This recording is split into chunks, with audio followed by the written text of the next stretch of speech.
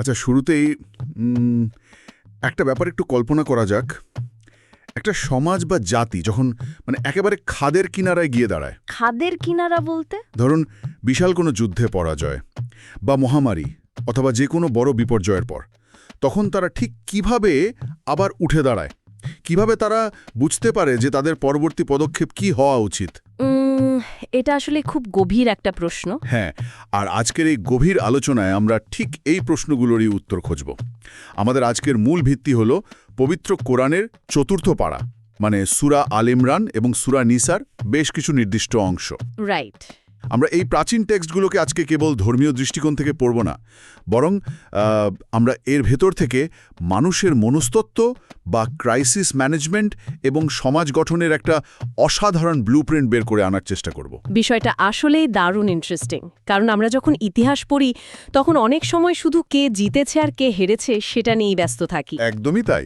কিন্তু এই টেক্সটগুলোর গভীরে গেলে বোঝা যায় এগুলো আসলে যে কোনো ভেঙে পড়া সমাজ বা এমনকি ব্যক্তিগত জীবনে বড় কোনো ধাক্কা খাওয়ার পর নতুন করে বাঁচার একটা গাইডলাইন। গাইডলাইন? হ্যাঁ, যখন চারপাশের সব সাপোর্ট সিস্টেম কাজ করা বন্ধ করে দেয়, তখন কোন জিনিসটা একটা গোষ্ঠীকে একসাথে ধরে রাখে। আজকের আলোচনায় আমরা সেই মনস্তাত্ত্বিক মেকানিজমগুলোই ডিকোড করার চেষ্টা করব। আর এই ঘুরে দাঁড়ানোর ভিত্তি হিসেবে আলোচনার শুরুতেই দুটো খুব পাওয়ারফুল কনসেপ্ট আমাদের সামনে আসে। প্রথমটা হচ্ছে ত্যাগের মানসিকতা, ঠিক, যাকে টেক্সটে প্রকৃত পুণ্য বলা হয়েছে। সেখানে বলা হয়েছে নিজের সবচেয়ে প্রিয় জিনিসটা অন্যের জন্য বা বৃহত্তর স্বার্থে ছাড়তে না পারলে আসলে সত্যিকারের সফলতা অর্জন করা সম্ভব না। আর এর ঠিক পরেই আসছে ঐক্যের ডাক, যেখানে বলা হয়েছে আল্লাহর রজ্জু বা দড়িকে সবাই মিলে শক্ত করে ধরো এবং আলাদা হয়ে যেও না। আমার কাছে মনে হয় এই দুটো বিষয়ের মধ্যে খুব গভীর একটা কানেকশন আছে।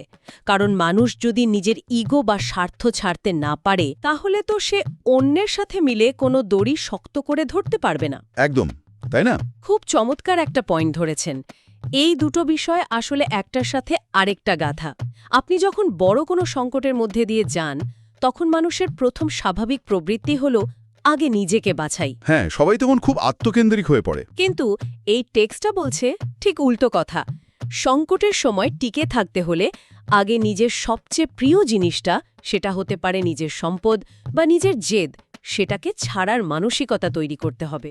আর ওই যে দড়ির রূপকটা? হ্যাঁ, দড়ি বা রজ্জু রূপকটার মানে হল সম্মিলিত শক্তি। যখন 10 জন মানুষ একটা দড়ি শক্ত করে ধরে রাখে, তখন হঠাৎ করে কেউ একজন পা পিছলে পড়ে গেলেও বাকিরা তাকে টেনে তুলতে পারে। এই ত্যাগের মানসিকতা ছাড়া বিভেদ ভুলে ঐক্যবদ্ধ হওয়া কোনোভাবেই সম্ভব নয়। আর বিপর্যয়ের কথা বলতে গেলেই আমাদের চলে যেতে হবে এই টেক্সটের সবচেয়ে নাটকীয় প্রেক্ষাপটে, উহুদ যুদ্ধের ঘটনায়। হ্যাঁ, উহুদ যুদ্ধ। যারা ইতিহাসের এই অংশটা নিয়ে খুব বেশি জানেন না, তাদের জন্য পেছনের গল্পটা একটু সংক্ষেপে বলি। মুসলিমরা তখন বদর যুদ্ধে জিতে দারুণ আত্মবিশ্বাসী। উহুদ যুদ্ধেও তারা প্রায় জিতেই যাচ্ছিল। জিতেছিলই বলতে গেলে। রাইট। কিন্তু যুদ্ধের এক পর্যায়ে একটা বড় ধরনের ভুল হয়ে যায়। রাসূলের একটা সুনির্দিষ্ট নির্দেশ ছিল, একদল তীরন্দাজকে একটা পাহাড়ের উপর পাহারায় থাকতে বলা হয়েছিল। যুদ্ধ জিতুক বা হারুক, তারা যেন নিজেদের জায়গা না ছাড়ে। কিন্তু যখন দেখা গেল মুসলিমরা জিতে যাচ্ছে এবং শত্রুরা সম্পদ ফেলে পালাচ্ছে, তখনই তীরন্দাজদের বেশিরভাগই ভাবল যুদ্ধ তো শেষ, এবার গিয়ে কিছু সম্পদ সংগ্রহ করা যাক। তারা নির্দেশ অমান্য করে বসল। হ্যাঁ, তারা নিজেদের জায়গা ছেড়ে নিচে নেমে আসে। আর ঠিক এই একটা ভুলের সুযোগ নিয়ে শত্রুপক্ষ পেছন থেকে এমনভাবে আক্রমণ করে যে পুরো যুদ্ধের মোড় ঘুরে যায়। চরম বিপর্যয় নেমে আসে। বহু মানুষ মারা যায়, এমনকি রাসূল নিজে মারা গেছেন এমন একটা গুজবও ছড়িয়ে পড়ে।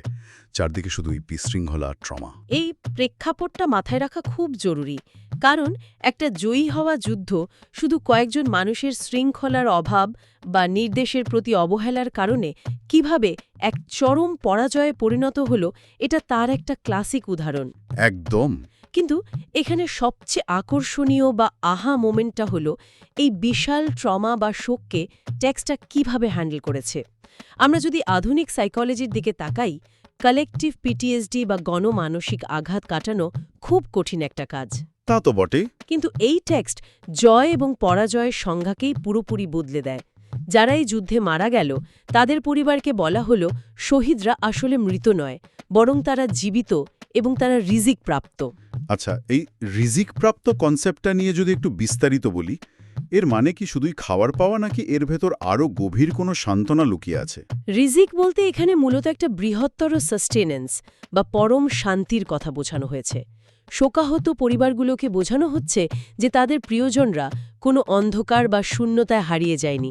বরং তারা অন্য কোথাও আছে। হ্যাঁ, তারা এমন এক মাত্রায় বা ডাইমেনশনে বেঁচে আছে যেখানে তারা সর্বোচ্চ পর্যায়ের শান্তি উপভোগ করছে। একটু ভেবে দেখুন, সপ্তম শতাব্দীর একটা সমাজে এই ফিলসফিটা কতটা রেভলিউশনারি ছিল। অভাবনীয়। যে বাবা তার ছেলেকে হারিয়েছে, সে যখন বিশ্বাস করতে শুরু করে যে তার ছেলের এই মৃত্যু আসলে কোনো শেষ নয়, বরং এক অসীম সম্মানের শুরু, তখন সেই শোক আর তাকে দুর্বল করতে পারে না। এই দৃষ্টিভঙ্গিটাই শোকাহত সম্প্রদায়কে ভেতর থেকে অজেয় করে তুলেছিল। একদম তাই। আর এই মানসিক শক্তিটা ধরে রাখার পেছনে নেতৃত্বের যে উদাহরণ আমরা এখানে দেখি, সেটা রীতিমতো বিস্ময়কর। একটু আধুনিক কর্পোরেট বা পলিটিক্যাল ক্রাইসিস ম্যানেজমেন্টের কথা চিন্তা করুন। আপনার টিমের কয়েকজন সদস্যের বোকামি বা নির্দেশ অমান্য করার কারণে আপনার পুরো প্রজেক্ট ধ্বংস হয়ে গেছে, আপনার নিজের জীবন হুমকির মুখে পড়েছে। একজন সাধারণ নেতা এমন সময় কি করবেন? নিশ্চিতভাবেই যারা ভুল করেছে তাদের চরম শাস্তি দেবেন। অন্তত প্রচণ্ড রাগ তো দেখাবেনই। কিন্তু উহুদ যুদ্ধের এই চরম বিপর্যয়ের পর টেক্সটে রাসূলের যে গুণটির সবচেয়ে বেশি প্রশংসা করা হয়েছে তা হল তার কোমলতা। সুবহানাল্লাহ। বলা হয়েছে আল্লাহর দয়ায় তিনি তাদের প্রতি কোমল ছিলেন। মানে এত বড় একটা ব্লান্ডারের পরও তিনি অনুসারীদের প্রতি রুক্ষ হননি। আর এটাই হলো আসল লিডারশিপ। সংকটের সময় যখন চারপাশের সবকিছু ভেঙে পড়ে, তখন একজন নেতার প্রতিক্রিয়া নির্ধারণ করে দেয় যে ওই গোষ্ঠীটা টিকে থাকবে নাকি চিরতরে হারিয়ে যাবে। রাইট। যারা ভুল করে পাহাড় থেকে নেমে এসেছিল তারা এমনিতেই তখন চরম অপরাধবোধে ভুগছিল। তারা বুঝতে পারছিল যে তাদের একটা ভুলের কারণে এতগুলো প্রাণ গেছে। সেই মুহূর্তে নেতা যদি তাদের ওপর ক্ষোভ ঝাড়তেন, তবে ওই মানুষগুলো অপরাধবোধ আর অপমানে চিরতরে বিচ্ছিন্ন হয়ে যেত। তারা হয়তো আর কখনোই ফিরে আসতো না। ঠিক। কিন্তু নেতা যখন সেই চরম ভুলের পরও তাদের ক্ষমা করে দেন, তাদের মতামতকে আবার গুরুত্ব দেন, তখন সেই মানুষগুলোর ভেতরে লয়্যালটি হাজার গুণ বেড়ে যায়। এটাকে ক্রাইসিস ম্যানেজমেন্টের ভাষায় কি বলা যায়? এটাকে আমরা বলতে পারি র্যাডিক্যাল এমপ্যাথি। চরম বিপর্যয়ের সময় রাগ বা ক্ষোভ একটা জাতিকে ধ্বংস করে দিতে পারে, কিন্তু কোমলতা এবং ক্ষমা তাদের নতুন করে গড়ে ওঠার সবচেয়ে বড় হাতিয়ার হিসেবে কাজ করে। অসাধারণ। আর এই ঘুরে দাঁড়ানোর প্রক্রিয়ার মধ্যেই টেক্সটটা আরেকটা খুব রূঢ় বাস্তবের মুখোমুখি দাঁড় করায় আমাদের। খুব অমোঘ একটা কথা বলা হয়েছে, প্রত্যেক প্রাণীকে মৃত্যুর স্বাদ গ্রহণ করতে হবে। হ্যাঁ। প্রথম শুনলে মনে হতে পারে এত বড় একটা ট্র্যাজেডির পর মৃত্যুর কথা মনে করিয়ে দিয়ে মানুষকে হয়তো আরও বিষণ্ণ করে দেওয়া হচ্ছে। কিন্তু একটু গভীরে গেলেই বোঝা যায় এর উদ্দেশ্যটা আসলে মানুষকে হতাশা থেকে বের করে আনা। ঠিক ধরেছেন। এটা আসলে সফলতার পুরো ন্যারেটিভ বা গল্পটাকে বদলে দেওয়ার একটা উপায়। আমরা সাধারণত মনে করি দুনিয়াতে বেঁচে থাকা, যুদ্ধে জেতা বা সম্পদ অর্জন করাই হলো চূড়ান্ত সফলতা। কিন্তু টেক্সটটা বলছে মৃত্যু যেহেতু সবারই হবে, তাই এই দুনিয়ার লাভ ক্ষতিটাই শেষ কথা নয়। সফলতাকে এখানে পরকালের বা একটা বৃহত্তর টাইমলাইনের সাথে যুক্ত করা হয়েছে। মানে একটা বড় ক্যানভাসে দেখা। হ্যাঁ, যারা মহাবিশ্বের সৃষ্টি আর আসমান জমিনের বিশালতা নিয়ে গভীরভাবে চিন্তা করেন, তারা বুঝতে পারেন যে আমাদের এই পার্থিব জীবনটা একটা দীর্ঘ যাত্রার খুব ছোট্ট একটা অংশ মাত্র। তাই তারা জাহান্নামের আগুন বা চূড়ান্ত ব্যর্থতা থেকে প্রার্থনা করেন। এক্স্যাক্টলি। যখন কেউ জীবনের সাময়িক ক্ষতি বা শোককে এত বড় একটা ক্যানভাসে ফেলে বিচার করতে শেখে, তখন পৃথিবীর কোনো ট্রমা, তার সে যুদ্ধে হার হোক বা প্রিয়জনের মৃত্যুই হোক, তাকে একেবারে ভেঙে ফেলতে পারবে না। এটা মানুষকে অবিশ্বাস্য রকমের একটা মেন্টাল রেজিলিয়েন্স বা মানসিক দৃঢ়তা দেয়। আর এই মানসিক দৃঢ়তা থেকেই আমরা এবার আমাদের আলোচনার একটা খুব গুরুত্বপূর্ণ বাঁকে এসে দাঁড়াচ্ছি। আমরা এতক্ষণ ছিলাম যুদ্ধক্ষেত্রে, মানুষের মানসিক টানাপূরণের জায়গায়। হ্যাঁ। কিন্তু যুদ্ধ তো আর শুধু ময়দানে শেষ হয়ে যায় না। যুদ্ধে মানুষ মারা যাওয়ার মানে হলো সমাজে হঠাৎ করে অনেক নারী বিধবা হয়ে গেল, অনেক শিশু এতিম হয়ে গেল, সমাজটা ভেতর থেকে অসম্ভব দুর্বল হয়ে পড়ল। আর ঠিক এই জায়গাটাতেই আমরা সূরা নিসার শুরুতেই দেখি যে আলোচনাটা যুদ্ধক্ষেত্র থেকে সোজা চলে আসছে সমাজের একেবারে শেকড়ে। পরিবার এবং সোশ্যাল আইনের কাঠামোটে। ঠিক। আর শুরুতেই দারুণ একটা কথা বলে গ্রাউন্ড রুল সেট করে দেওয়া হয়েছে। বলা হয়েছে সমস্ত মানুষকে এক আত্মা বা আদম থেকে সৃষ্টি করা হয়েছে। এর মানে হলো আমরা সবাই একই উৎস থেকে এসেছি। এই ট্রানজিশনটা খুবই ক্রুশিয়াল, কারণ আপনি যখন একটা যুদ্ধবিধ্বস্ত সমাজের সবচেয়ে দুর্বল মানুষগুলোকে রক্ষা করার জন্য আইন তৈরি করতে যাবেন, তার আগে সবার মধ্যে একটা গভীর এমপ্যাথি বা সহানুভূতির জায়গা তৈরি করা দরকার। সবাইকেই সত্যটা মনে করিয়ে দেওয়া হচ্ছে যে আজকে যে শিশুটা এতিম হয়ে রাস্তায় দাঁড়িয়ে আছে সে আসলে অন্য কেউ না, সে তোমারই বৃহত্তর পরিবারের অংশ। রক্তের এই আদি সম্পর্কের উপলব্ধিটা না থাকলে সমাজ কখনো দুর্বলদের প্রতি ন্যায়বিচার নিশ্চিত করতে পারে না। আর দুর্বলদের প্রতি এই ন্যায়বিচারের কথা বলতে গিয়েই এতিমদের অধিকার নিয়ে এমন একটা ভয়ঙ্কর এবং শক্তিশালী উপমা ব্যবহার করা হয়েছে যা শুনলে যে কারো গায়ে কাঁটা দিয়ে উঠবে। পেটে আগুন ভরার উপমাটা হ্যাঁ, এতিমদের সম্পদ আত্মসাৎ করা বা তাদের ঠকানোর বিষয়টাকে তুলনা করা হয়েছে নিজের পেটে আগুন ভরার সাথে। শব্দচয়নটা একবার ভাবুন, পেটে আগুন ভরা। সরাসরি কোনো জেলের শাস্তি বা অন্য কিছুর কথা না বলে এতটা চরম একটা মানসিক ভীতির জায়গা কেন তৈরি করা হলো? এর কারণটা বুঝতে হলে আমাদের সেই ৭ম শতাব্দী আরবের সামাজিক কাঠামোর দিকে একটু তাকাতে হবে। সেটা ছিল মূলত একটা গোত্রভিত্তিক সমাজ। জোরজার মূল্যক্তার। একদম। একটা পরিবারে বাবা মারা গেলে তার শক্তিশালী ভাই বা চাচারা খুব সহজেই মৃত ব্যক্তির সম্পদ দখল করে নিত এবং বিধবা স্ত্রী বা ছোট ছোট এতিম বাচ্চাদের রাস্তায় ছুঁড়ে ফেলত। সমাজে এতিমরা ছিল সবচেয়ে অভিভাবকহীন এবং দুর্বল। তাদের ঠকানোটা ছিল সবচেয়ে সহজ কাজ। তাই সেই প্রথা ভাঙার জন্য সাধারণ কোনো আইন যথেষ্ট ছিল না, দরকার ছিল মানুষের মনের গভীরে এমন একটা সাইকোলজিক্যাল ডেটারেন্ট বা ভীতি তৈরি করা, যাতে কেউ এতিমের সম্পদের দিকে হাত বাড়ানোর আগে হাজারবার ভাবে। পেটে আগুন ভরা উপমাটা রূপক অর্থে সেই চূড়ান্ত ধ্বংসের কথা বলে, যা অন্যের হক নষ্ট করার মাধ্যমে মানুষ নিজের জন্য ডেকে আনে। আর এই অধিকার নিশ্চিত করার জন্য শুধু ভয় দেখিয়ে ছেড়ে দেওয়া হয়নি, বরং একটা খুব সলিড লিগ্যাল ফ্রেমওয়ার্ক বা আইনি কাঠামো দাঁড় করানো হয়েছে, যাকে বলা হয় মেরাস বা উত্তরাধিকার আইন। এই বিষয়টা আমার কাছে একটা মাস্টার স্ট্রোক মনে হয়, কারণ আল্লাহ এখানে স্বয়ং পিতা, মাতা, সন্তান এবং অন্যান্য আত্মীয়দের সম্পদের ভাগ একেবারে অঙ্কের মতো সুনির্দিষ্ট করে দিয়েছেন। রাইট। এর ফলে যেটা হলো, ওই যে একটু আগে বলছিলেন, শক্তিশালীরা দুর্বলদের ঠকিয়ে সব নিয়ে নেয়, সেই রাস্তাটা চিরতরে বন্ধ হয়ে গেল। যখন রাষ্ট্রের বা ধর্মের সর্বোচ্চ পর্যায় থেকে ভাগ নির্দিষ্ট করে দেওয়া হয়, তখন সমাজের কোনো ক্ষমতাশালী মোড়ল চাইলেও আর কোনো দুর্বল মানুষকে তার ন্যায্য অধিকার থেকে বঞ্চিত করতে পারে না। একদম ঠিক বলেছেন। আর এই মিরাস বা উত্তরাধিকার আইনের হাত ধরেই চলে আসে পারিবারিক জীবনে নারীর মর্যাদার বিষয়টি, যা সেই সময়ের জন্য তো বটে, আজকের আধুনিক সমাজের জন্য একটা বিশাল শিক্ষণীয় বিষয়। অবশ্যই। টেক্সটে খুব স্পষ্টভাবে এবং কঠোর ভাষায় একটা প্রথা নিষিদ্ধ করা হয়েছে, আর তা হল জোরপূর্বক উত্তরাধিকার হিসেবে নারীকে দখল করা। এটা একটা ভয়ঙ্কর প্রথা ছিল। হ্যাঁ, আমরা একটু আগে যে আরবের কথা বলছিলাম, সেখানে স্বামীর মৃত্যুর পর তার স্ত্রীকে অন্যান্য অস্থাবর সম্পত্তির মতোই মনে করা হতো। মৃত ব্যক্তির উত্তরাধিকারীরা অনেক সময় জোর করে সেই নারীকে বিয়ে করত বা তাকে আটকে রেখে তার সম্পদ ভোগ করত। টেক্সটটা এই অমানবিক প্রথাকে একেবারে শেকড় থেকে উপরে ফেলার নির্দেশ দিয়েছে। একদম। শুধু নিষেধ করেই তো থেমে থাকেনি, বরং টেক্সটটা বলছে নারীদের সাথে সদ্ভাব এবং মর্যাদার সাথে জীবনযাপন করতে। মানে বিষয়টা এমন না যে শুধু তাদের গায়ে হাত তুলো না বা তাদের টাকা কেড়ে নিও না, বরং তাদেরকে পরিপূর্ণ মানবিক মর্যাদা দাও।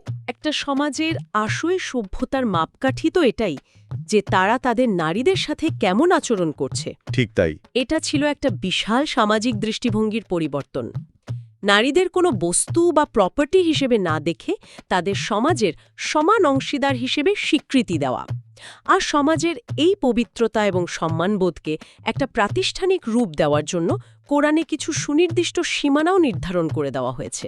একে বলা হয় মাহারাম সম্পর্ক। হ্যাঁ। পাড়ার শেষের দিকে আমরা দেখতে পাই কাদের সাথে বিবাহ চিরতরে হারাম বা নিষিদ্ধ তার একটা খুব সুস্পষ্ট তালিকা দেওয়া হয়েছে, যেমন মা, বোন, খালা, ফুপু ইত্যাদি।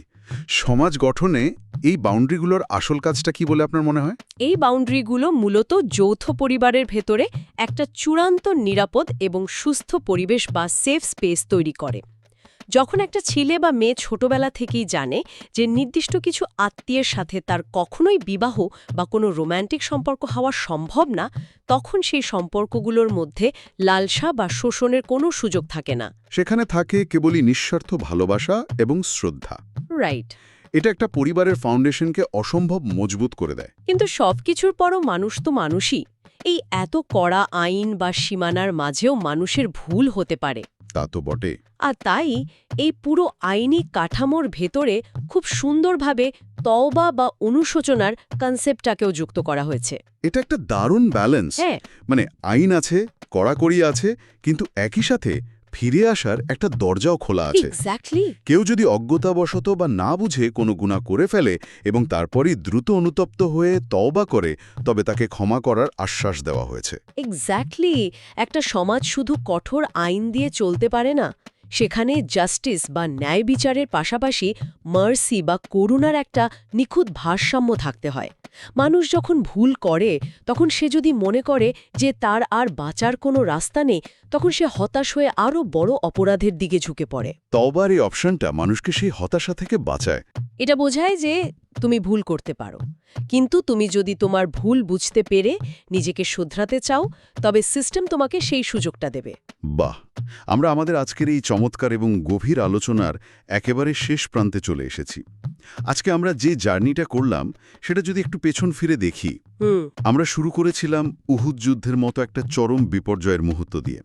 সেখানে আমরা দেখলাম কিভাবে সাময়িক পরাজয় আর মৃত্যুশোক থেকে একটা জাতিকে মানসিকভাবে বের করে আনার জন্য এক অভাবনীয় মনস্তাত্ত্বিক শক্তি দেওয়া হলো। আমরা শিখলাম চরম ক্রাইসিসের মুহূর্তে নেতার কোমল আচরণের আসল ক্ষমতা। আর তারপর আমরা দেখলাম সেই যুদ্ধবিধ্বস্ত অবস্থা থেকে সমাজটা কিভাবে ঘুরে দাঁড়ালো। ঠিক, এতিমদের সুরক্ষায় কিভাবে শক্তিশালী ভীতি তৈরি হলো, সম্পদের সুনির্দিষ্ট বণ্টনের মাধ্যমে কিভাবে শক্তিশালী মানুষের থাপা থেকে দুর্বলকে বাঁচানো হলো, আর নারীদের উপর যুগ যুগ ধরে চলা অবিচার বন্ধ করে কিভাবে তাদের অধিকার ও মর্যাদাকে আইনি কাঠামোর রূপ দেওয়া হলো। বা অর্থনৈতিক প্রাচুর্যের ওপর নির্ভর করে না, তাহলে কিসের ওপর নির্ভর করে? বরং বড় কোনো বিপর্যয়ের পর তারা নিজেদের ভেতরের বিভেদ ভুলে কতটা ঐক্যবদ্ধ থাকতে পারে এবং সমাজের একেবারে তলানিতে থাকা সবচেয়ে অসহায় মানুষটির প্রতি, সেই এতিম শিশুটি বা সেই দুর্বল নারীটির প্রতি তারা কতটা ন্যায়বিচার নিশ্চিত করতে পারে, তার ওপরই একটা সভ্যতার আসল স্থায়িত্ব নির্ভর করে। একদম পারফেক্ট একটা কনক্লুশন। বিদায় নেওয়ার আগে প্রতিদিনের মতো আজকেও ভাবার জন্য একটা বিষয় দিয়ে যেতে চাই। আজকে আমরা দেখলাম উহুদ যুদ্ধের মতো একটা চরম রক্তক্ষয়ী ট্রমা এবং তার পরবর্তী গভীর শোকের ভেতর থেকে একটা সমাজ কিভাবে তার সবচেয়ে দুর্বল মানুষদের সুরক্ষার জন্য এমন একটা নিখুঁত এবং বৈপ্লবিক আইনি কাঠামো তৈরি করে ফেলল। এটা আমাদের নিজেদের জীবনের জন্য একটা বড় প্রশ্ন তৈরি করে। সেটা কি? আমাদের ব্যক্তি জীবনে যখন বড় বড় ব্যর্থতা আসে, যখন আমরা চরম কোনো লস বা পতনের মুখোমুখি হই, তখন কি আমরা শুধু সেই হারানো জিনিসটার জন্যই শোক করতে থাকব, নাকি সেই চরম বিপর্যয় আর ভেঙে পড়াকেই কাজে লাগিয়ে আমরা আমাদের নিজেদের জীবনটাকে নতুন করে সাজানোর বা আমাদের ইগো ভেঙে ফেলে আরও বেশি সহানুভূতিশীল মানুষ হওয়ার ভিত্তিপ্রস্তর হিসেবে ব্যবহার করব? খুব গভীর একটা চিন্তার বিষয়। উত্তরটা যার যার নিজের কাছে। এই প্রশ্নটা নিয়েই আজকের গভীর আলোচনা আমরা এখানেই শেষ করছি। এতক্ষণ সাথে থাকার জন্য অসংখ্য ধন্যবাদ।